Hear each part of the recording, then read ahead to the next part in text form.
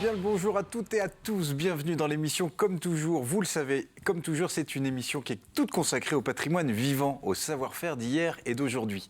Mesdames et messieurs, aujourd'hui on va parler circuit court, choix à la carte, qualité, produits de la ferme.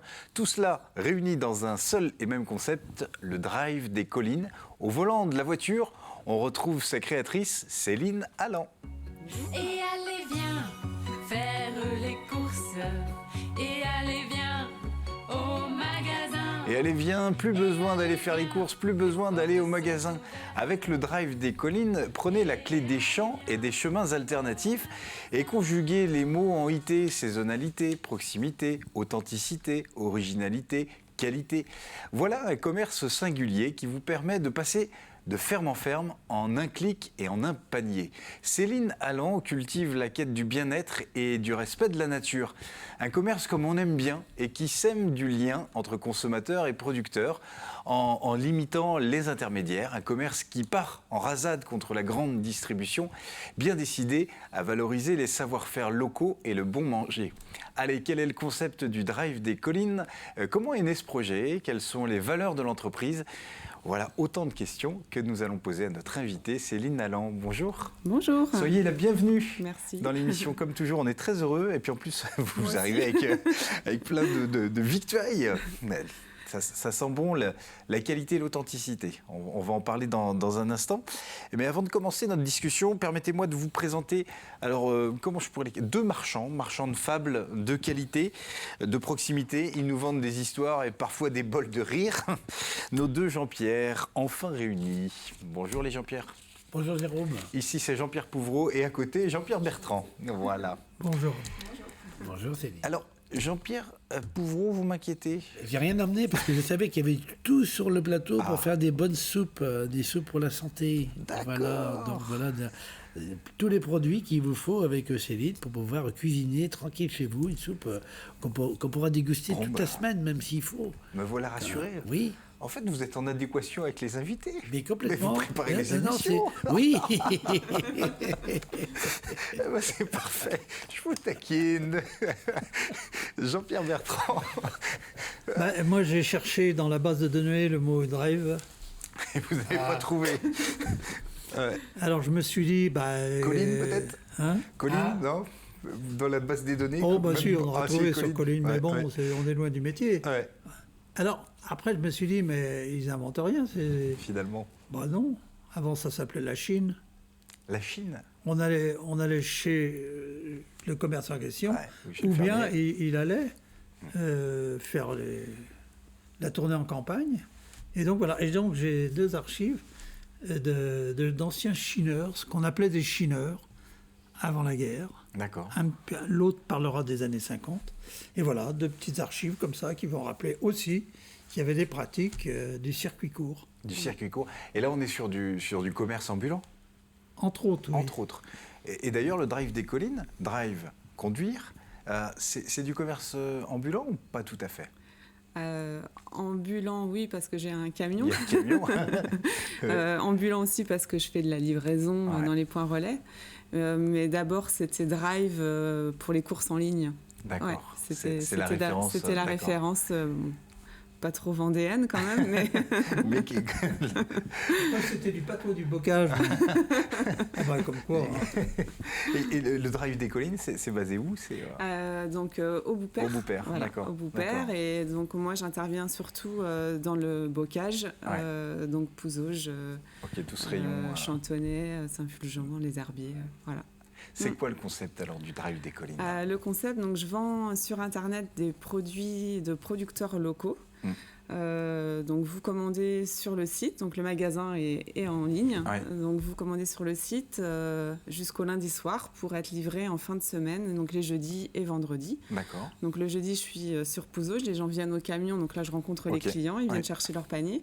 Et le vendredi, je livre dans 13, chez 12 commerçants partenaires qui sont points relais. D'accord. Donc vous avez une plage horaire pour aller chercher vos courses en drive. C'est important, quand vous dites « je vois les clients », c'est important ce retour aussi, cette relation directe ? Oui, ça permet d'avoir... ça permet d'échanger sur des recettes, sur les produits, sur les attentes. Et puis il y a le contact humain qui est appréciable.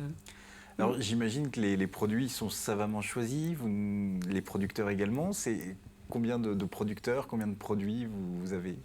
Donc depuis 4 ans en fait, que l'entreprise existe, l'offre s'est étoffée au fur et à mesure. Donc là, je travaille maintenant avec plus de 70 producteurs. D'accord.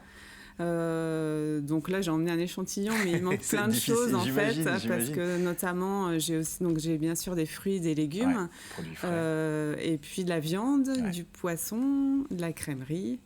Donc voilà, les produits frais sont pas ici. Et puis après, toute la partie épicerie, et puis une petite gamme aussi hygiène, cosmétique, zéro déchet. Voilà. D'accord. Qui vient compléter l'offre. Donc vraiment 100% local, c'est-à-dire que c'est que des producteurs... déjà, c'est la logistique qui rentre en compte, donc c'est que des producteurs qui sont dans mon secteur, pour des raisons de logistique d'abord. Et puis, on a une richesse sur le territoire, donc voilà. Ça veut dire que c'est vous qui choisissez les producteurs ou ils peuvent venir vous voir en disant j'ai eu écho du Drive des Collines, moi j'aurais ça à proposer, vous goûtez, comment ça se passe ? Il y a les deux. Au départ, ça se fait avec les producteurs qu'on connaît, de la ferme d'à côté. Voilà, c'est ça.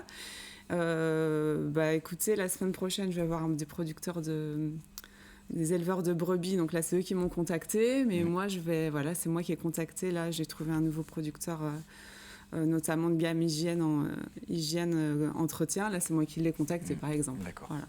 Ça se fait, les deux se font, quoi. Finalement, vous faites ce qu'on n'a pas le temps de faire.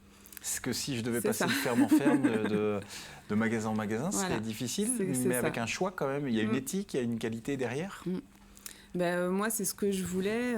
En fait, je suis maman de 3 garçons. Donc j'étais adepte du drive, donc, du coup, en supermarché pour gagner du temps. Mais j'allais aussi faire mes courses en local chez un maraîcher. Et puis, venait aussi un vendeur de fromage. Voilà. Donc, et je me suis dit, tiens, j'aimerais avoir ce service-là. Je ne dois pas être la seule à en avoir envie. C'est parti d'un besoin. Donc ça, c'est parti d'un besoin. Et du coup, pouvoir trouver de chez soi cette gamme de produits. Et bien sûr, on sait d'où viennent les produits. C'est ce que je voulais aussi, mettre en avant les producteurs, savoir à qui on achète. C'est ce qui est important. On le voit aussi aujourd'hui.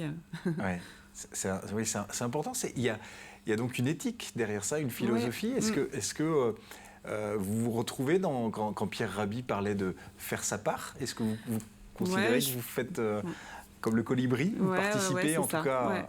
En fait, j'ai travaillé avant dans l'industrie, après plutôt avoir envie de faire quelque chose qui a vraiment du sens.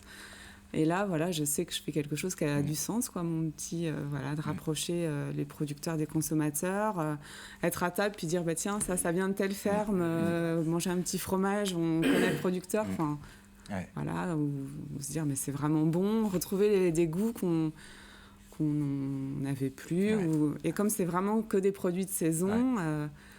Là, moi, j'ai pas encore de tomates, par exemple. Vous n'avez pas de producteur en Espagne ? Non, ni au Maroc. ni au Maroc. Non. Donc, c'est vrai que, du coup, on retrouve le goût par la saisonnalité, déjà. Je vous propose, à partir des produits, parce que je suis assez surpris, effectivement, Jean-Pierre Pouvreau n'est pas arrivé avec des produits, donc je suis très curieux de savoir ce qu'elle... C'est la première fois. Rien du tout. Rien du tout, mais tout est dans la tête, que la goule. Et je suis curieux de savoir, à partir des produits que vous avez, ce qu'il va nous concocter. Je vous propose qu'on passe à table avec Jean-Pierre Pouvreau.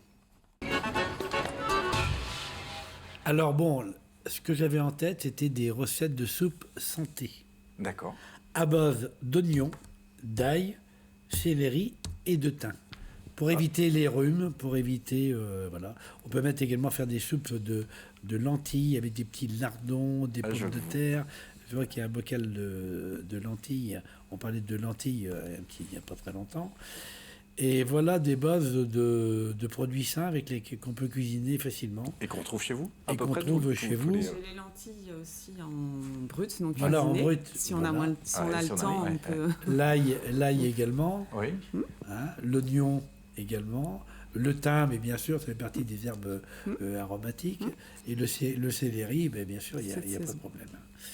Voilà, je trouvais que c'était intéressant de le soulever en ces périodes où on a très facilement des rhumes, où on est un petit peu, on passe du chaud au froid ou l'inverse.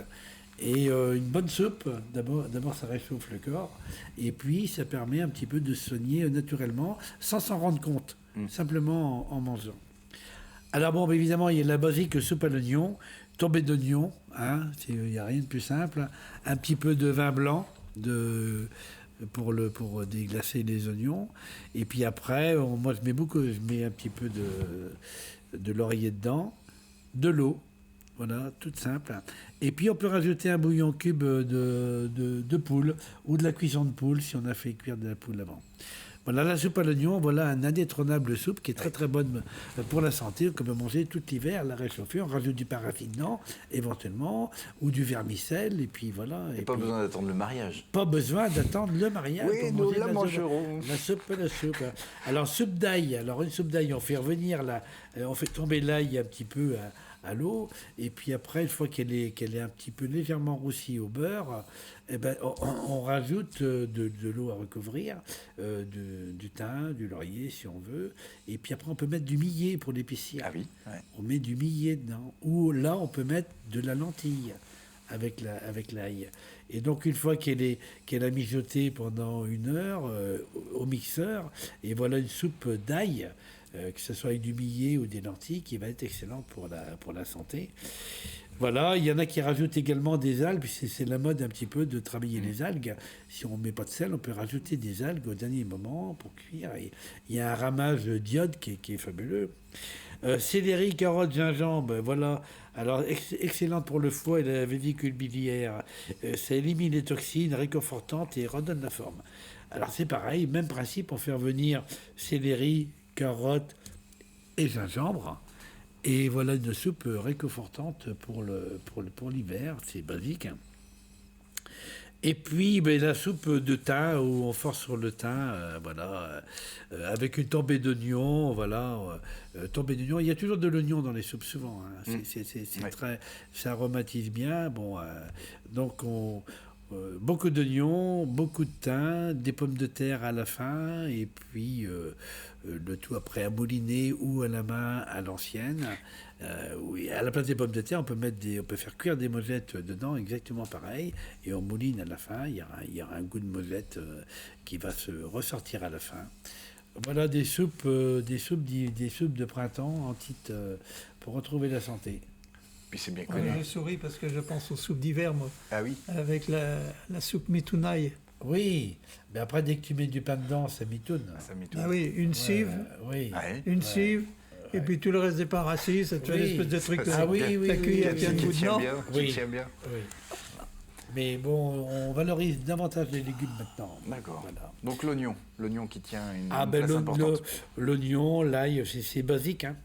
Céleri, c'est connu, hein, l'oignon fait la soupe. L'oignon fait la soupe, oui. Et la force. Et la force, oui.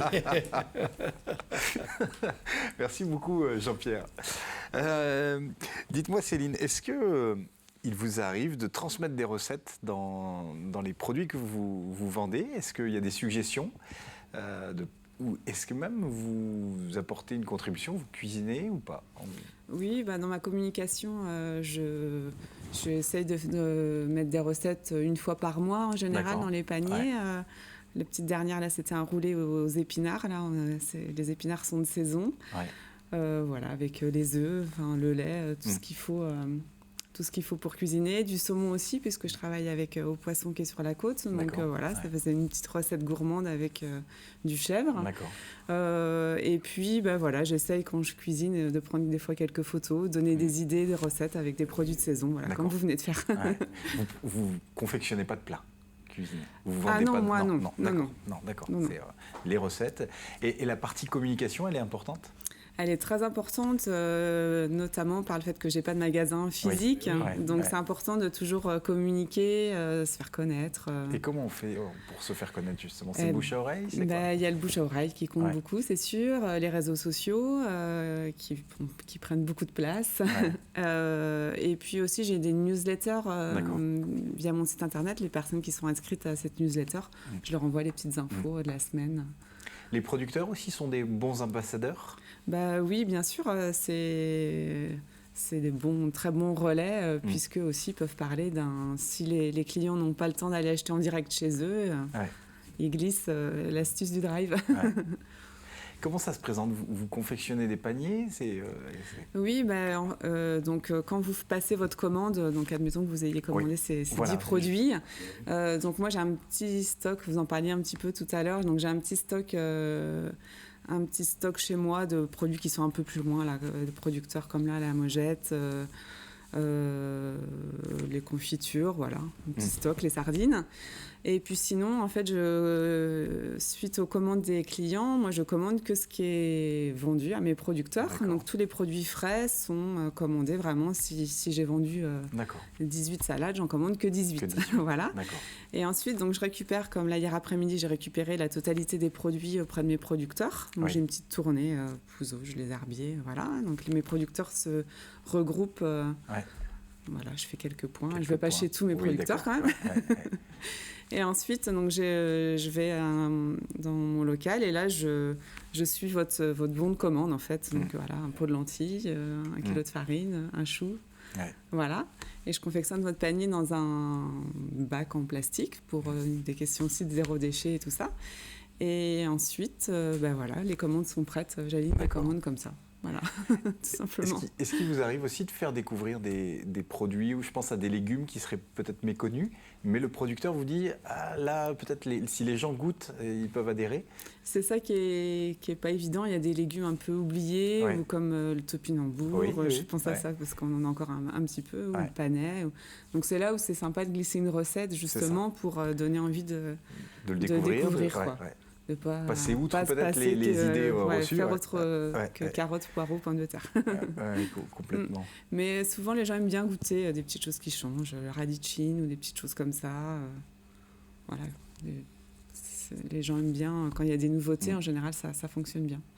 Le coût des produits, parce que là, forcément, il y a du déplacement, on voit aussi l'énergie, les tarifs à la pompe qui augmentent. Est-ce que ce sont des produits qu'on peut retrouver chez le producteur à peu près au même tarif, ou comment ça se passe ? Oui, en général. C'est accessible, abordable ? Oui, c'est abordable. Moi, aujourd'hui, en fait, les producteurs ont souvent des prix professionnels, donc... puisque j'assure la commercialisation, moi après d'appliquer la marge qui me permet de vivre. Ouais, bien sûr. Et après, moi aujourd'hui, je suis dans la philosophie depuis le départ, j'augmente pas les prix si les producteurs n'augmentent pas leurs prix.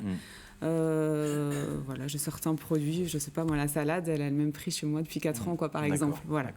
Après, il y a des choses qui sont un peu plus tendues là en ce moment avec la conjoncture, l'abattage augmente. Les conserves, alors c'est pas l'intérieur qui augmente, c'est le pot en fait. Donc on essaye de limiter, les producteurs essayent de limiter au maximum, et moi voilà, j'augmente mes prix que si le producteur augmente ses prix, quoi. Parce que derrière il y a la question de la juste rémunération du producteur, de l'éleveur. Moi je négocie pas le prix, en fait j'estime que si le producteur il augmente en ce moment, c'est qu'il a pas le choix, quoi. Voilà, c'est ça. Trouver l'équilibre. Oui, c'est ça. Je vous propose, on va marquer une petite pause. Maintenant, c'est de bouche à oreille avec Jean-Pierre Bertrand. Oui, votre métier a bougé, mais tout ça existe. Alors, j'ai des choses qui... Il y a une première qu'on va entendre tout de suite qui m'a tout de suite interpellé, c'est qu'en fait, quand on allait livrer sa commande ou qu'on proposait de la marchandise, on faisait aussi du troc. Parce que le fermier chez qui vous étiez pouvait vous proposer de la volaille, pouvait vous proposer des œufs, etc.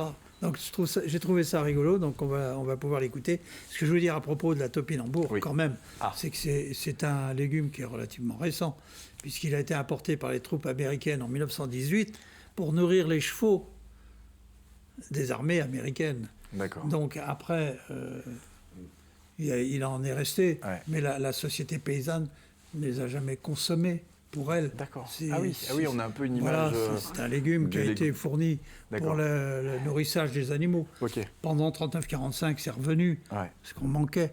Mais voilà, donc c'est plein de choses comme ça que moi j'aime bien remettre à sa place. Oui, bien sûr, vous faites bien.